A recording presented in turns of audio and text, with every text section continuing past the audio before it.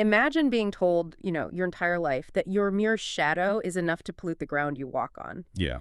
I mean, imagine living in a society where your worth, your occupation, and even like your proximity to the divine are strictly dictated by the family you were born into. Right. Locking you at the absolute bottom of an immovable hierarchy. Exactly. Now imagine writing a response so powerful and so fiercely defiant that centuries later it actually serves as this ultimate blueprint for escaping the anxieties of modern life. It completely reframes how we think about liberation. It really does. So, welcome to today's deep dive.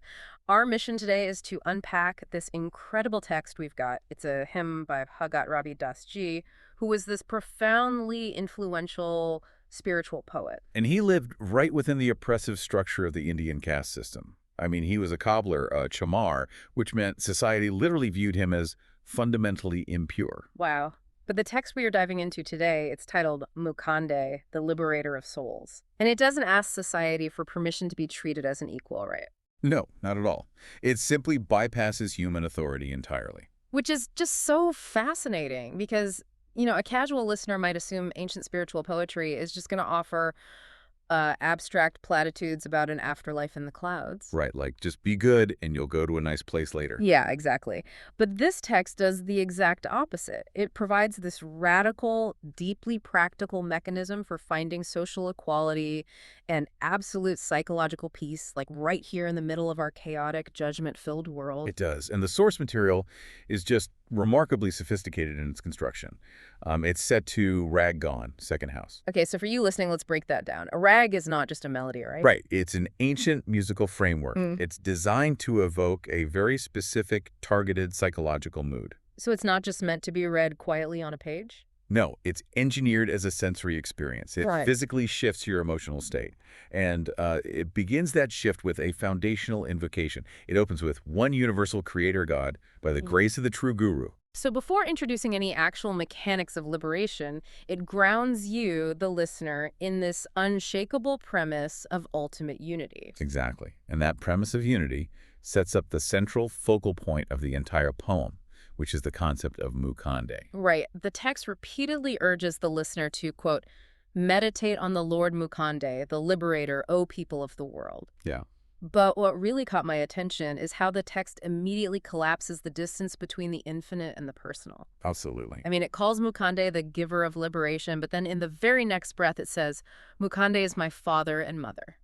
By using the terms father and mother, the text is basically installing a psychological safety net. A safety net? How so? Well, human beings, no matter how independent we think we become, we have this primal understanding of parental protection. Right, that fundamental feeling of being caught when you fall. Exactly. And the poem scales that primal comfort up to a cosmic level. It argues that the universe itself is not some cold, indifferent void, but an intimately protective presence. And just knowing you have a cosmic safety net, I mean, that changes how you engage with risk and anxiety on a daily basis. It changes everything. Like, if you genuinely internalize that the universe operates with the ultimate care of a parent, the stakes of your daily failures. They drop entirely. Yeah. A bad meeting, a financial hit, a social rejection, suddenly the stakes just drop.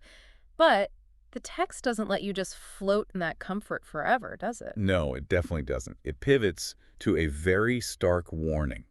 It explicitly states, without Mukanday, the body shall be reduced to ashes. See, I have to pause on this because focusing on our bodies turning to ashes feels incredibly jarring. It is a harsh biological reality check, for sure. Right. I mean, if you are listening to this on your commute, trying to mentally prepare for a demanding workday, being reminded that you are inevitably going to turn to dust doesn't really sound comforting. No, not on the surface. It sounds like a recipe for a depressive spiral.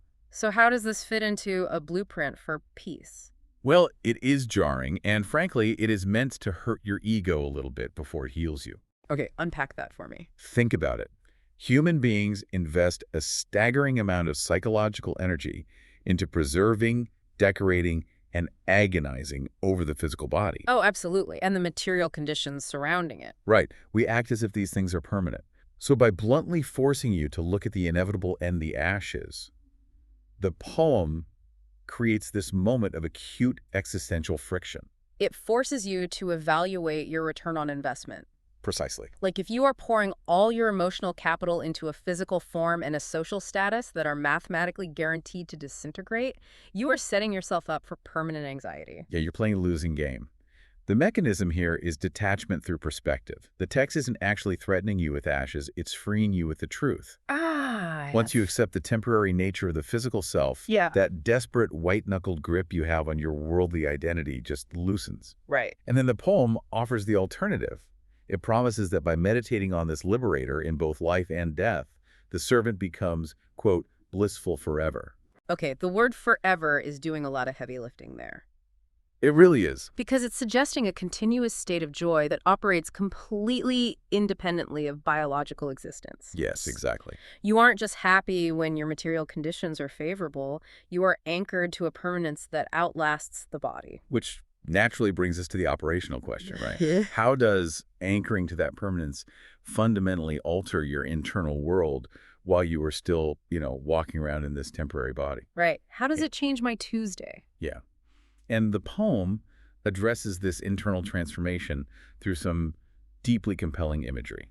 The transition in the text here is beautiful. It says, "The Lord Mukanday is my breath of life." So the external liberator becomes an internal biological necessity. Yes, but the line that demands the most scrutiny, I think, is this one. "Meditating on Mukanday, one's forehead will bear the Lord's insignia of approval." Ah, the insignia of approval. That speaks directly to the modern human obsession with validation. Oh, entirely. I mean, think about the mechanics of validation in our society today. We constantly seek this metaphorical stamp of approval from our peers, our industries, social media, the cultural elite. It's a highly volatile market. If we think about it in economic terms, seeking society's approval is like trading in a hyperinflated local fiat currency. Oh, that's a great analogy. The rules change daily. Right. The value drops without warning, and you are constantly stressed about going bankrupt socially. Yeah. So battling the Lord's insignia of approval is like taking your self-worth off that volatile market entirely and backing it with the gold standard. All right, because tying your identity to an infinite, unchangeable standard makes you completely immune to those local market crashes. Exactly. If the universe itself has stamped you as approved, the shifting judgments of human society just become irrelevant noise. Background static. Yeah. And the text describes the result of this shift by introducing a specific term. It says, this devotion turns the servant into a renunciate or a bairaji. Now, the word renunciate carries a lot of cultural baggage. It does. People hear that and panic a little. Right, because the immediate image is asceticism. Abandoning your career, giving away all your possessions, and going to live in a cave somewhere. Retreating from the world entirely. Right. And for someone listening who is navigating a complex modern life, a mortgage, a family, that degree of physical renunciation feels neither possible nor helpful. Sure. But the text clarifies this in the very next lines. It states, Mukanday is the wealth of the poor and forlorn. The wealth of the poor. Right. And the poverty described here isn't a mandate to go empty your bank account. It describes an internal state of detachment. Okay, so how does being forlorn fit in? You become forlorn to the world's games, meaning you simply lose the appetite to play them. The mechanism of renunciation here is psychological, not geographical. Oh, that makes so much sense. So a modern renunciate might still walk through a high-end shopping district or sit in a high-stakes corporate boardroom, but they experience zero internal compulsion. Exactly. Yeah. They see the game of accumulation happening all around them, but they know they don't need to win it to have value. Because they have discovered a superior form of capital. Yes.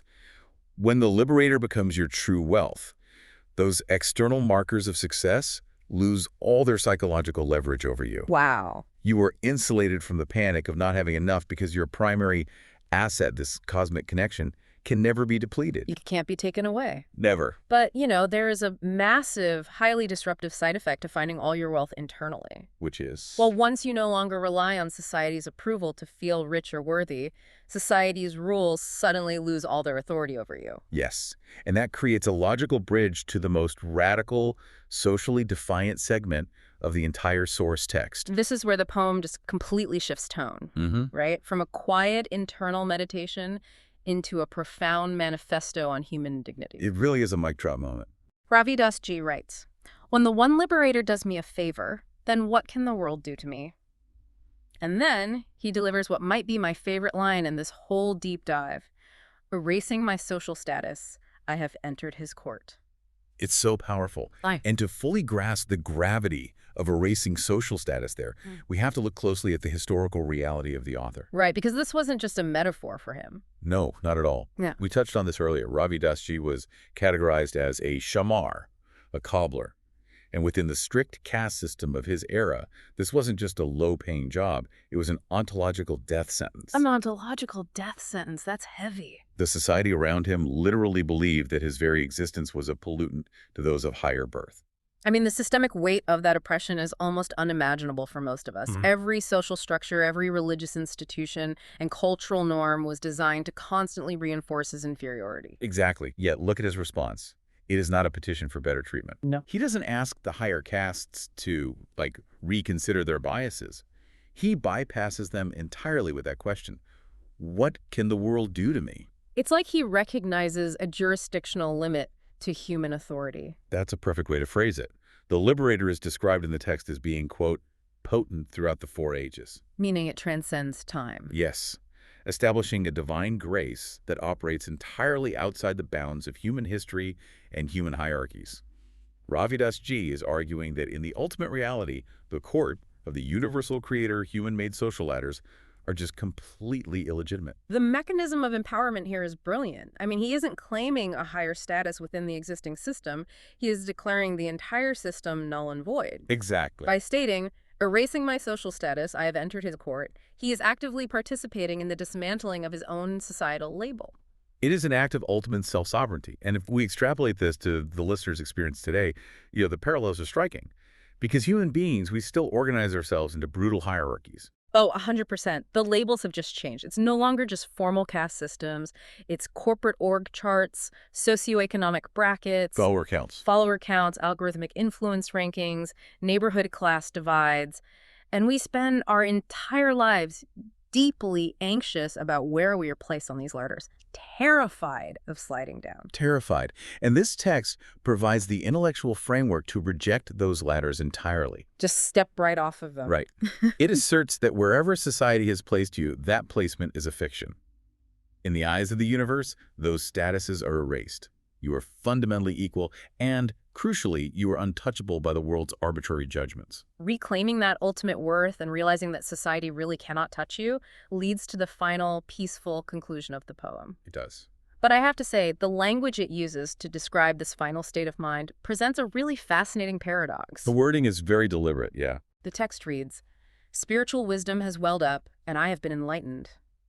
But immediately following that claim of enlightenment, it says, "In his mercy, the Lord has made this worm his slave." The juxtaposition of enlightened and worm is, it's very intentional and deeply profound. It definitely causes some friction for the modern reader, though. I mean, we just analyzed this powerful mic drop moment of defiance against a deeply oppressive caste system where the author reclaims his sovereign dignity. Right. So why on earth would he then turn around and call himself a worm and a slave? Doesn't adopting the language of slavery and degradation undermine the entire message of liberation?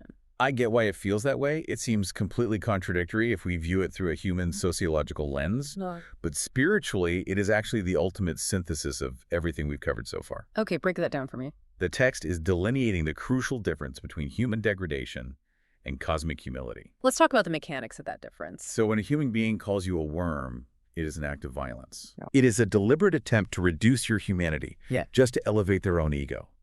But when you stand before the infinite reality of the universe, calling yourself a worm is merely an accurate assessment of scale. Wow.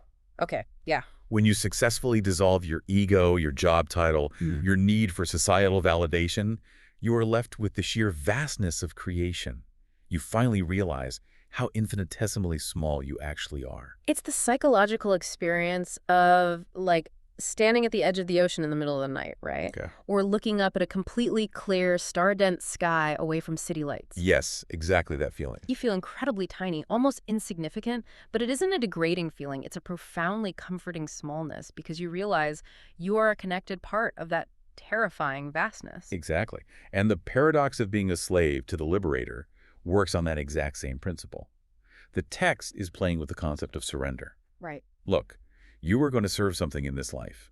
You will either be a slave to the volatile opinions of society, the demands of your ego, and the endless pursuit of material wealth. Or you will surrender entirely to the universal flow of the divine. So by consciously choosing to be a slave to divine love, you achieve absolute immunity from the slavery of the world. Precisely. Because society cannot chain you if you have already bound yourself entirely to the infinite. The surrender itself is the mechanism of true freedom. That's beautifully put. Which brings us to the ultimate result of this profound surrender. The text closes with these lines. It says, Ravi Daas, now my thirst is quenched. I meditate on Mukanday the Liberator, and I serve him. Now my thirst is quenched. I mean, that imagery of thirst touches on a concept that is central to almost all major philosophical traditions, right? The agony of endless desire. Yes. In many Eastern traditions, this unending thirst is known as Trishna. Trishna. Yeah, and it is considered the root cause of human suffering. It is the psychological default state of believing that your current reality is fundamentally insufficient. That you're always lacking something. Exactly, and that you must acquire something else, a new object, a new status, a new experience to finally feel whole. And the mechanism of Trishna is just devious because it always moves the goalposts. Oh, constantly. You think the thirst will be quenched when you get the promotion, but the moment you get it, the thirst just transfers to the next rung on the ladder. It is literally a biological and psychological engine designed to keep you perpetually dissatisfied. And what Ravi Das Ji is describing in the closing lines is the miraculous cessation of that engine. It just shuts off. Right. Connecting with Mukanday doesn't just offer a temporary distraction from the thirst, it permanently satiates it. When you realize that you already possess the ultimate wealth and that your status is eternally secure in the universal court, the desperate compulsion to acquire more just evaporates. You are brought to a state of absolute, unconditional contentment with what is, like finally chugging a glass of ice water after running a marathon in the heat. Yes. Just total relief. So, synthesizing everything we've pulled from this source, the journey mapped out in this short poem is incredibly comprehensive. It really covers everything. It starts by forcing us to look directly at our deepest existential fear, our bodies turning to ashes, and uses that fear to detach us from the temporary world. And from that detachment, it builds an internal wealth that makes us immune to the exhaustive cycle of material accumulation. Right. It then takes that internal sovereignty and uses it to, frankly, violently dismantle the legitimacy of all human-made social hierarchies, proving that we are untouchable by the world's judgments. And finally, it concludes by bringing us to a state of cosmic humility, where the relentless, exhausting engine of human desire is permanently shut down, leaving us completely and perfectly quenched. It is literally a masterclass in the mechanics of liberation, just hiding in plain sight within centuries-old poetry. It really is. And, analyzing the mechanics of this quenched thirst leaves us with a critical and, honestly, somewhat uncomfortable lens through which to view our modern world. Uh-oh. How so? Well, consider the structural reality of the world we live in today. Psychologists and economists often talk about the hedonic treadmill. Oh, right. The observed human tendency to quickly return to a baseline level of happiness, despite major positive or negative events. Exactly. And our entire global economic structure has essentially weaponized this treadmill. Yes, it has. We live in a system utterly reliant on engineered dissatisfaction. The economy requires you to remain continuously, perpetually thirsty for the next upgrade, the next aesthetic, the next level of influence. Because if everyone actually achieved what Ravi Das Ji describes, I mean, if we all woke up tomorrow completely quenched, utterly detached from social status, and requiring nothing more than our connection to the universe, the modern consumer economy would collapse overnight. It would. Which presents a profound structural question for you to mull over long after this deep dive ends. Lay it on us. If centuries-old wisdom tells us that true liberation is the absolute permanent cessation of wanting more, yet your entire societal infrastructure is designed to make you feel like you never have enough. Yeah. Are you consciously participating in your own thirst? And what would it actually take for you to permit yourself the radical systemic disruption of finally feeling completely quenched?